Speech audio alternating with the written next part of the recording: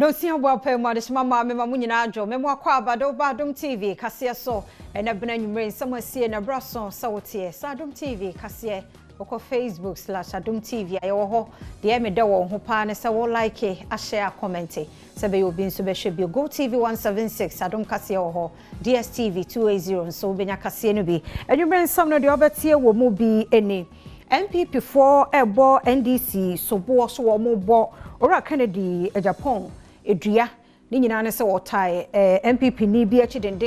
omusuro so ombewie ehu duabo no yebekopon nananom atrankonya so ese no kura bi animu da samampani adodanko akufo adoba ho no wonmo epamo no NDC Franka Tuni John Dramani Mahama se Ghana fo enhwe ntuntia MPP amanyokuo ya mampani adodanko akufo adodi wanimu no fi se ne outboard motor to no whatever ma farefo no MPP4 no woton de ma wo mo Ghana Journalists Association so abo homodin a abato a yebeto wa fi mu no nsentrefo be se 500 de STIC for ebo ye ho ban na hwan ne ka ho na hwan ne nka ho eno ene nsem bi a edwade wo mapomodin agokansi obi man so ne enigede na nwumre mede bro Adom TV kase faseda ema GTP New Star one de fabric no ebaye Royal Couture ewo Instagram ono so na design na enwi pa GH ono so Instagram ama menwi papa bi ahye mi ameso manwumre mi din afia amankwa tamaklo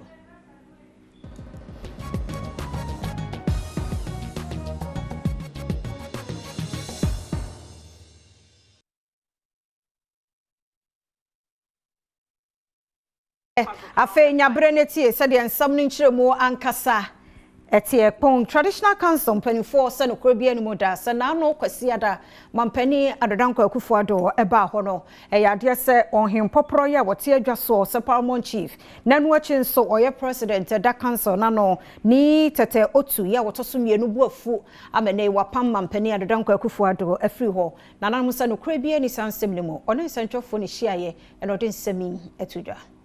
traditional council ene ne wodi abetu dwase ensema amanfo keka efa kasafo nyini bia enama by fontentan kase so se ohempon a wo ene president edema traditional council ni tete otu ebufu Ghana mampanyin na danko akufo ado enano kwasiada no enya de a eye nokre kwasiada etwa mu ena Ghana mampanyin ekọ bonkata manso se wokwa akotwa enhumam amwahya sie esi 40 bed hospital edi amakro no a wo hye kwan se sayaresa bia yi bosu bi eduonu na intem no na watimi awie nanso ensema enenam abayfontinta kase so ekyerese ohini ni tete otu a otosumienu ebufu Ghana mampanyin emenam so ma ofri dwumadi no ase woni nsemtwefo edi nhyiemu ena ohempon a wogba chile ni tei kojo amankwa su ne a odikan ejina ohene ni tete otu a otosumienu anamu ekasaye sede enenam abayfontinta kase so ne nyina enya de anokre bia ewom okiremu a de na ohene yi pa kyera ne se nanka opese Ghana mampanyin esi ayaresabia no abansoro na nyetietia sede na ono no eka no afi wasaka de to aso se obi adwumadie ni nyina Ghana mampanyin edeto wo hene nanim se oni contractor wo de contract na hye ne nsa no enkasa se de be ya de osipe edan ni bia wo betimi esi edi ama no ekrakra ena na itai kojo amankwa su ni awodikan ene ahemfo aka edeto adom kase anim se wani so ayaresabia Ghana mampanyin eba besi ama wo no no na wono ma won sa hyase a wo kan sembone efa wo no mo ho ne die ohwehwem no hu won a bobo modina se emra no eni wo ebedi again. And I explain that this is just there to tarnish the image of all the authorities of Pon traditional area.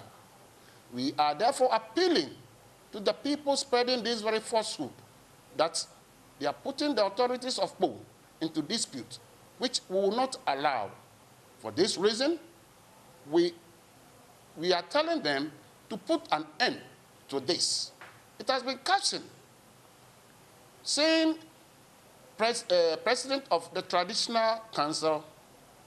raising the hand in front of the president. The explanation is simple. During the curtains ceremony, the president of Traditional Council was explaining to Nana, the president of Mother Ghana, that the said project should have been a story building. That was what he was doing. And for that matter, the hand that was raised was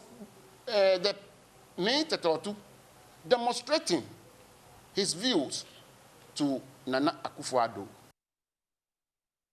Yanto anyume kase so na yemongura yensam foforo emu no sofo ya wono na hwe nwomesua so Dr. Matthew Pokuprempe napo ena obi afre no se e-learning ye wo TV anase radio so abefo nimde ya yesuade no eyade se aba asetena corona ne ba yentie school for enko school na eno nkire se nyame ya dom na se school bia sa e-learning anase adesua yesua e wo radio anase TV so no eba betwa enei dwumade sonko bi koso e won kran ena osofo edi nsemi etudwa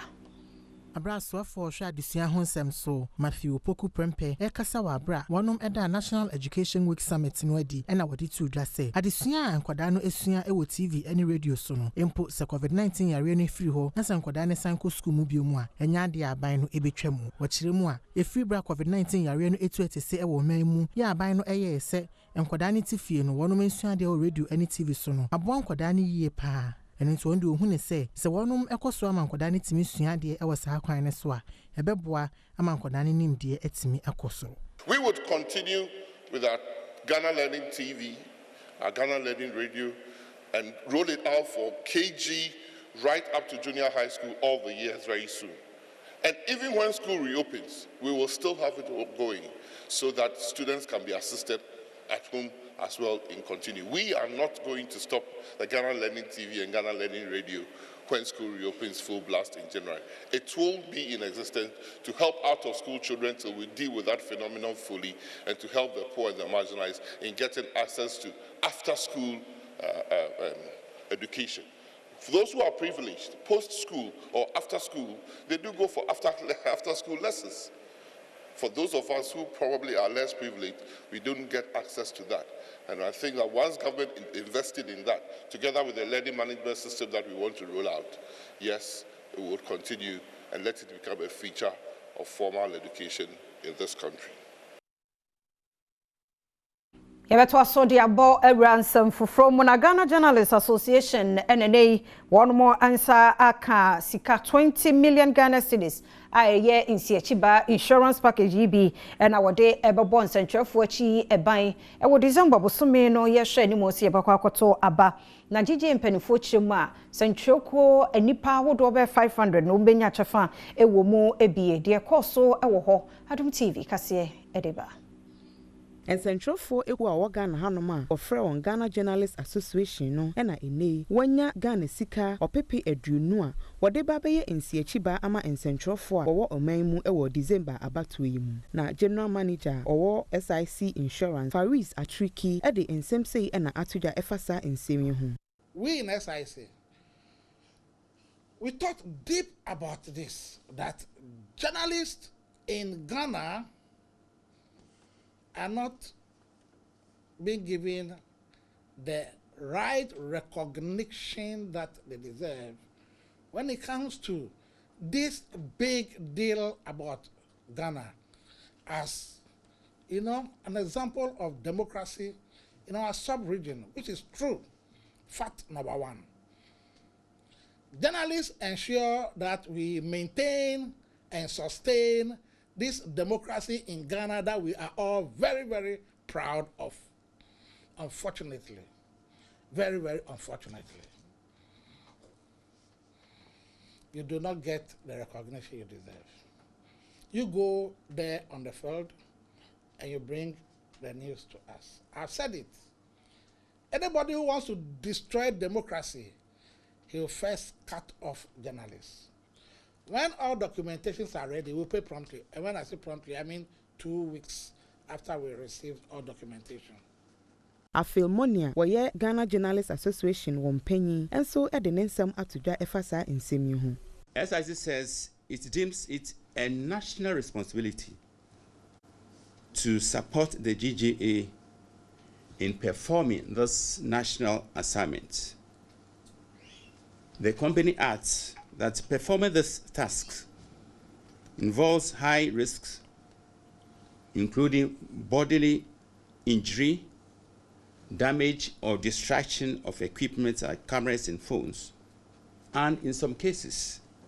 death. Each journalist has up to 40,000 cedis for death and permanent disability, and 3,300 cedis per month for a period not exceeding 12 months.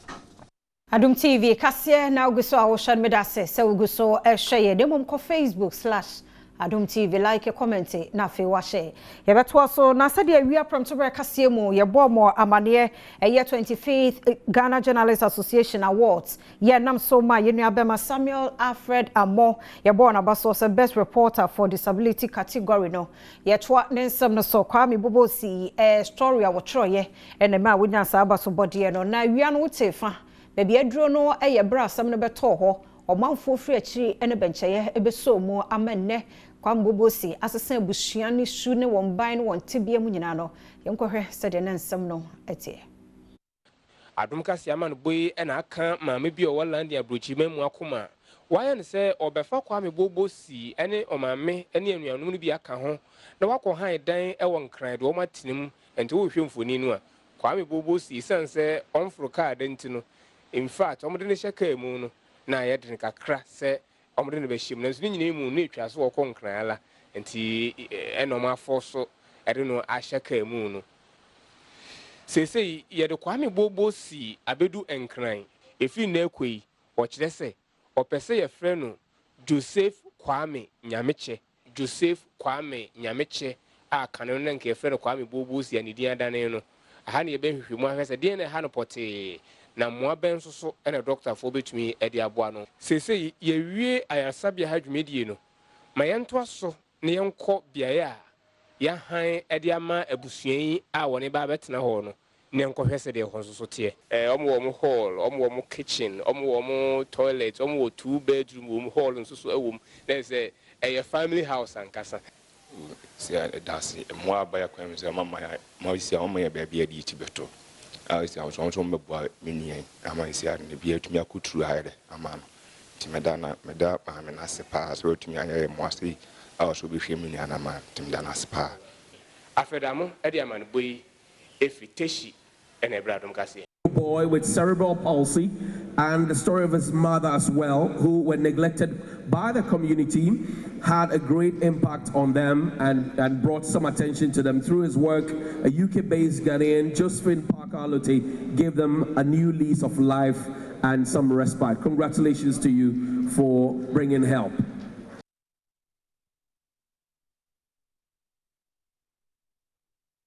Inti Alfred Amo no nei Kwame Bobosi ne sabiem Kwame Nyameche no eyamoa no a wode baaye ene titiufo no omguso ehwe no ene de sabas body ene yankwaje nkrato nsam ne doso ye ba ebeto aso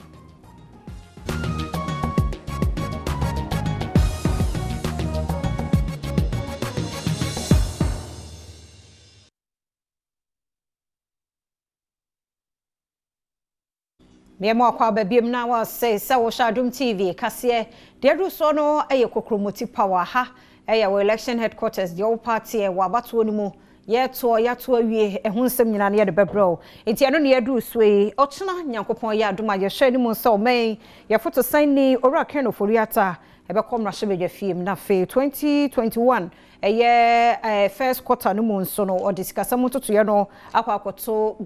atudwa na fe Ghana for ye hunu nia ebe ko na mu no na minority leader ora Haruna Idrisu ede to nanim senke be ya obedi nka sede o mayen sikasem ejina no konfantudwa na Ghana for humpo ansa na ochena 2021 first quarter de no de aba de ko so parliament ene Esane se osoafo a wohwe yen sikasem so Ken Oforiata eboaboa no ho akwama hyebedwafie makwa kire sika oman ede bebo ne ho akonhoma efi January de kosi March busuminim ewa fimpinu ani aduonu ba ko nti no opanyina woda donkuma na no ewa mrahyebedwafie Haruna Idrisu ede atudwa se woba mrahyebedwafie a wonka no kre enkyere Ghana fo sene oman sikasem gina pen etie Haruna Idrisu kiremu a sesi oman sikasem no akofom kra gise NDC aban a ebetaba bedi nkunim ewa afia abatuo mu no ene betimi ayi Ghana ede afisa ho kira akowura mu ne mu. This is a government which prides itself that's better and superior economic management, yet they've borrowed against every single fund. The GET fund, there's 1.5 billion US standing against it. That itself means that GET fund, even when it gets its yields of 2.5% and more into their kitty, half of it, probably 40% of it, if not more, will be used to service debt. The Ghana Exim Bank, there's borrowing against it, $100 million from Swiss credit facility. And the only fund they haven't borrowed against is the common fund. But even that, they reduce it from what used to be 7.5% to 5%. And then they will tell you, we are up to date. You are up to date because you have less burden and less obligation. You understand that? Wasan so edi to just say aban tiswe abromusia bebre nenso wonum eni bibia wode be kire dwumako a wode san abosia wo boye no ediye. We look forward to the Minister for Finance appearing before Parliament tomorrow, arguably and probably for his last time and last opportunity to present, call it a mini or a bridge budget for purposes of our country into a major transition. We are hopeful and confident that Excellency John Dramani Mahama will appoint a new finance minister who would oversee the transition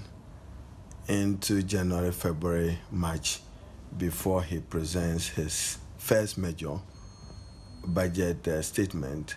Yeguso aye wo kokro moti power nsem no emo na franka tuni de ma NDC amanyuko John Dramani Mahama se ne MPP aban amampani adodanko akufo teso no Ghana fontu ntia no fi se premise fuel any outboard motor se wo se yetete so ne de ma nananum afarefo no wo se ne aban ye tisu iche de ma party ma NDC amanyuko franka tuni ebo ntoa ewo nkran wakopiem ewo adan eno de nsemi etuja.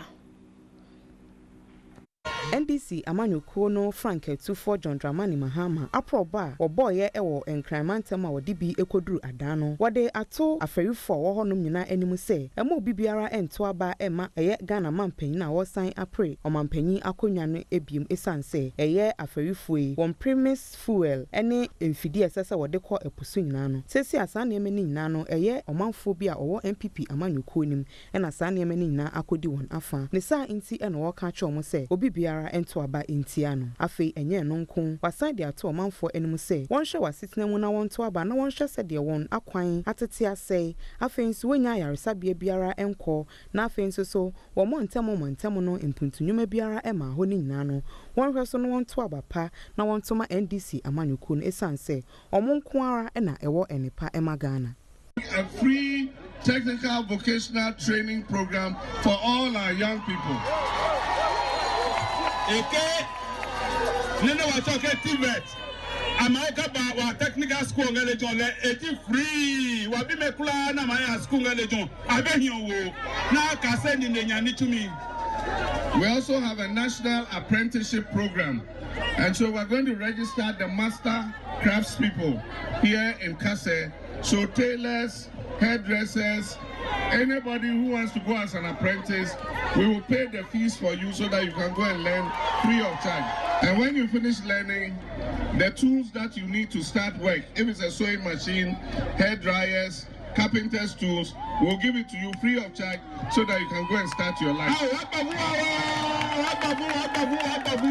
Kokromoti power ya DC ha kwaje nkrato ya ba nsam no bebre wo kire ya ba ya betwa so.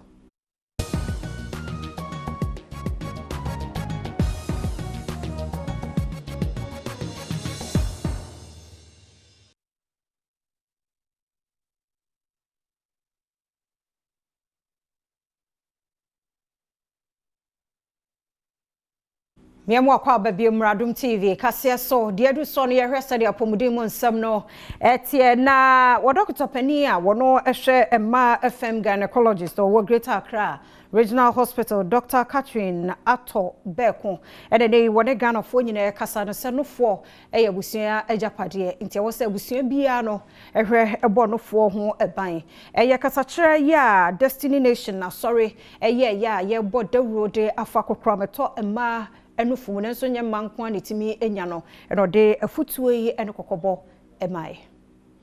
Dr. Catherine Atubeko eye obstetrician and gynecologist ewo Greater Accra Regional Hospital ne ne odi atudwa se e wo se busuamu no nyina eboa ema no otimi bo won nofo ho ban esan se nofo ya de a enya manko ade a na eye ebusuamu no nyina edia odi sansem wetu dwa wabra asorifo bi a wo Destiny Nation Church eboabo wano ekoye breast cancer awareness forum edima ema ewotema se de be ya wo betimi ahwe no abo ho ban efiri nofo mu kokuram ehu wo dwumadie na se no wonum bi a etimi kopie mu ho o ma wo firi wom ehwe se woni nofo mu kokuram se de be ya wo betimi aso ano entem adom kase ekopie mu ewo dwumadie na se ena Dr. Catherine Atobeko edeto abusiafo nyina nim se nofo mu kokuram ayebo ho dawuri ewo se wo mu wani bre ho esan se nofo ya de a enya manko ade a na eye abusiamu ni nyina edia Inti ye nofo ho hia pa ehia yen ma ehia yen kunu de ehia ne se every month ye wa drink say ube check your breast every month no for date to ho say this day no of every month no me check it any change a obe hu utu me ko yaresa bia na ko catch mo say wo we na me hu say ho say o skin na change lamp bi dem ho say onofo na no insio bi fi mo ba enye no check it me pa cho enye manko a emema nso mon check mo ho na mon check mo yire no na mon encourage mo yire no say apart from monthly check no mo ye no once a year once every 3 years we go hospital akọ check ho eno achi ena enipa bi a wokopie wo dwumadie na se eme yekọhwe wo nofo mu ma won mo e de nsema hodo eto adom kase enim mema so they have a risk of breast cancer. Yes. And I feel changes about breast and son. Usually, I mean, so to say, baby, but I better pop no Jamaica. Now, why worried? But Monsieur and they say, any nana, a cancer. I've learned that breast cancer can also affect men, and men should also go and regularly check. As you are checking, you are also encouraging those people that have checked and their breasts have to be cut. You need to encourage them. Don't go ahead stigmatizing and saying things that will demoralize the person. Asafo mami a wo Destiny Nation Chapel ene lady ya chei no ne adom kase twetwe nkomo eno de senti a wo de sa adwumadi ehihye so etudwa. You say this month a pink month. And breast cancer idea in mapa without knowledge. Until we took it upon ourselves to say, as sorry, yes, I get to about a my womb, but yes, and I my issues and so dear, maybe I city. Till decided and the doctor member on my education, information, you have ever boy of mobile, you prevented anything that will bring us breast cancer. And now, breast cancer awareness month, October, the Ministry of Health and so egusoya more border rules. So what's will be azu wonofuna ebo ko eno fonde so hwehwemo na se bia bibi wo mu a wonti ase huna na ye hunu asia no entem de akono ewo breast cancer ho enyina janse se ye hunu ne ntem a yetu ase wonpa adwumede no ho ntoma no Deputy Health Minister ya wo ye la Dadikoto Pon anase la Jokuku constituency branche bedwani Dr. Bernard Okoboy ene kwase ode nsemi etuja esanse asoye sharp mode ho nsam se wa Ghana mai mu ha ede ehini mebosomi da si wono mu a wode hwe no fo mu kokramunti ene yi wa breast cancer awareness month ne ho ntomo a wode hwe aboa amama atimi afiri wono fo mu ahwe se kokorambia enimu odwumade ne se ewo nkran ene so afo abede akira wa sharp mode ho nsam so a wosaye emrahye bedwani ede malojo kuku abaton pesua so Dr. Bernard Okoboy ede tu dwa se yede no fo mu kokram ayaresa eka national health insurance ne ho eyade a aban no aya ebeboa enipa wa Ghana mai mu pa esanse enipa pina na ewo no fomu kokrama wontimi kura entua hoka afi wasaka de to aso se aban nanu abiriye pa se de be ya wobema enipa agya yaresha wontua sika bebre. Even because of folder people are running away, they wouldn't come. So we want to make sure that health insurance ultimately should cover every pathology, no big man disease and small man disease. And the final one is training, capacity building. And I'm happy that as we speak, this government for the first time has absorbed the training at the Ghana College for specialist training. And we are doing our best to make sure that our nurses and other staff also get a similar treatment. You don't want trouble. If you start and you don't continue, then there will be trouble. Enwechi ena special advisor edema asoye hwe apomode ho nsem ene oncologist Dr. Bafo Ewua enso ede nsem hodo bi eto adom kase enim. And lunch na no. Nje ye nyina ndim say October breast cancer month. Na ministry there yen say ye pese ye a whole afeni nyina se say adwuma ye beye. Na ye hu say breast cancer honumi abaya ya there ye sisi hospitals. Won call for a hwe sa ya no. Na health insurance etua oma yare neka including nanse drobi e de aka ho anane boarding pa obi antiminto no aba de ato health insurance we nyina akiri nyina na ma no omo mantem enam se le bi ohon mo yare a ebi asika crowd be fa ka hospital kra wenya. Dedu so ne hwe se de adwade mu nsam etie ne adwadefo ye wo ejuso onwe ewa santimantem mu no wo mo ehu ni suro ababehye wo mu fi se akronfo tata wo mpa nansan ne beto odwaso obi a wo ye mobile money adwuma bi akronfo bodutu akuno be bosumi mienu ntia mehu suro abehye wo mu ase se adwuma no ko mo kwa wo mo nchekura na wo no mo apon na wukuda nchembo etwaso emienu nie ana wowura bi a ye fra no owusu agei a wo ye mobile money business e wa ha sei nipa bonfo bebo ni tuo age ne kra free ni nsam ya san aba onwe ekrom ha ene amanfo bedi nkomo abusu am sesisi anom wo mo ye business bodwa kakra wa ha no se ana business si ko e de hu bi abro mo ana de bi abre pa we say first no we ye adwuma utimi stay che ebia 7 and 6 to 7 kra na okọ by si anso entisa wache wa ha ese for okọ because nipa na eba unim so ba be ye oboni so ba be de unim obi okran so ba no obi okase oyi amount se ya ubetimi eyi ama no ba na mbo ani de ni ntino utimi kase bi ni ho mi hwan so na bi wo ho ebo be evanse 5 4:30 5 6 7:30 ekosi 9 mo na adwuma no eba pa ande ka omra nipi wa ha bebre na overcrowded Sunday humanity by na so we say nti ama o mo say ye point them nti ebia o mbeyi ska ombantem tenu sa no omra kwa na mapon ebia emo 6:37 na first na nka market ni strong no omra na bia mapon amgina dan no uni obi pa ebia o ho akyerewa minyima asam ni sie na de bapem na de ehun waye mu afi se eye adwuma na atama na ye pon no ya mpon sa abre ne bi jaya na ye pon tam ekofie say unim say before the slow police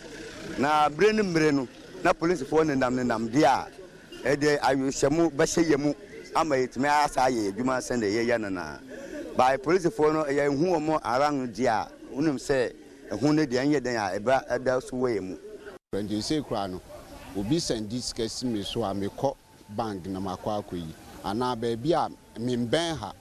me bi cry do so na makọ yi scan say the be ya boys no more around because boys no more around no o ma na yes no ma no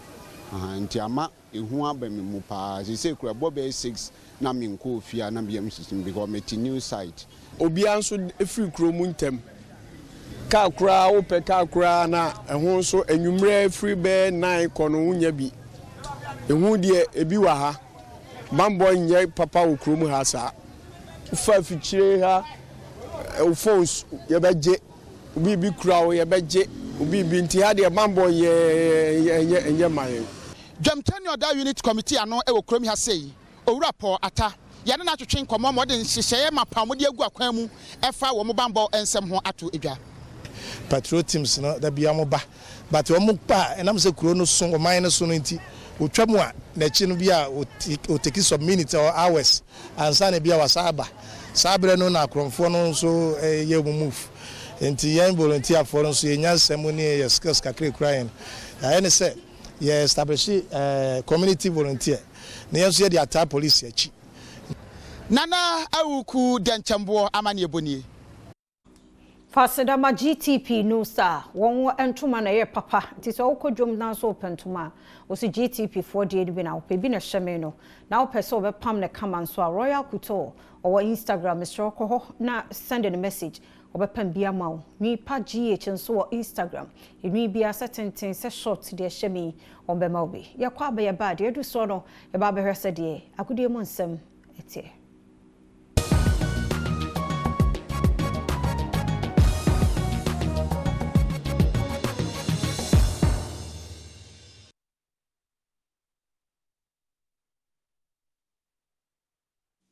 Awusia ye nto aso agudi nsem no ye bebre la de se fata salt na ye de bai kete we sinye do rure bia che papa bi enye sope na ye be hyase de fi the Ghana Football Association enche na the Ghanaian Premier League no e hyase na e hyase no ye bisa se fans betimi akọ ana fans ntumi nkọ pie mamonone a to da bia match bi no mama kakra bi akọ fe o chance se bia Champions League bia ne ade a Ghana Premier League ne ba na no ado mampani se be 25% of fans bi de Ometimi Akko Stadium saying and FNI so eka afa hon Prosper Harrison ado General Secretary at the Ghana Football Association.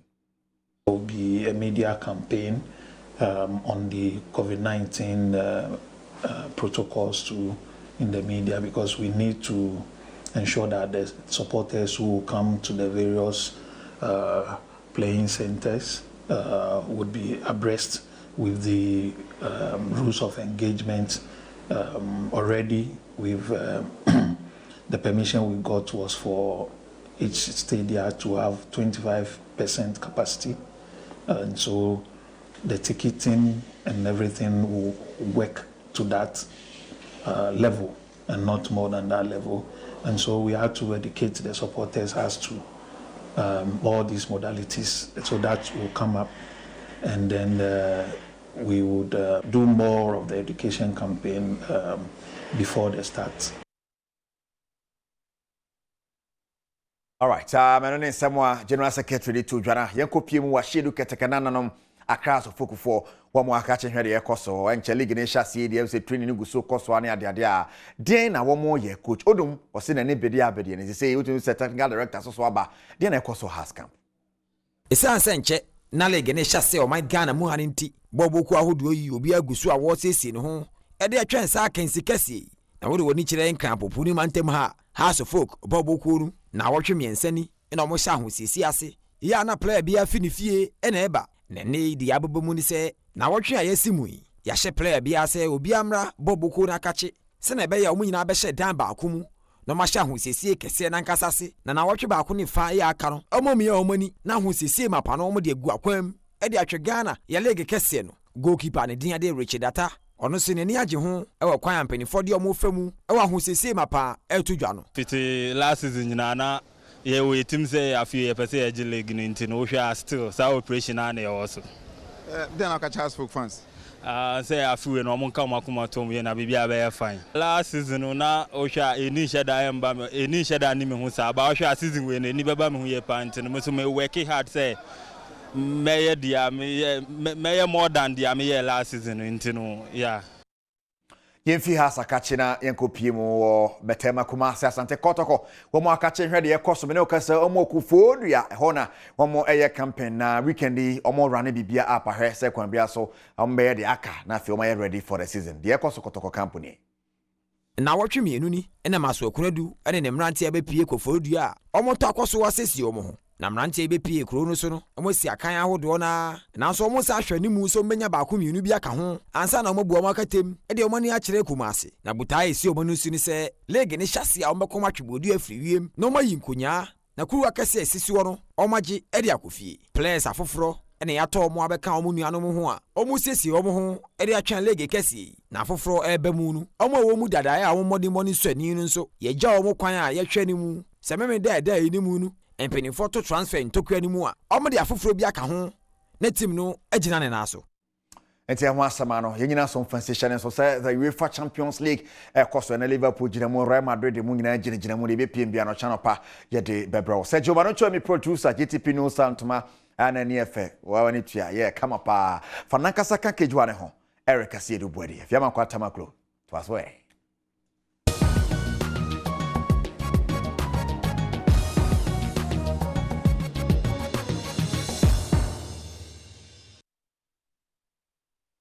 Yenyina no so na nwumere kase no yemfansi ha yeda se so oje bre ehwe me ameso mo me de afia mankwa tamaklo esi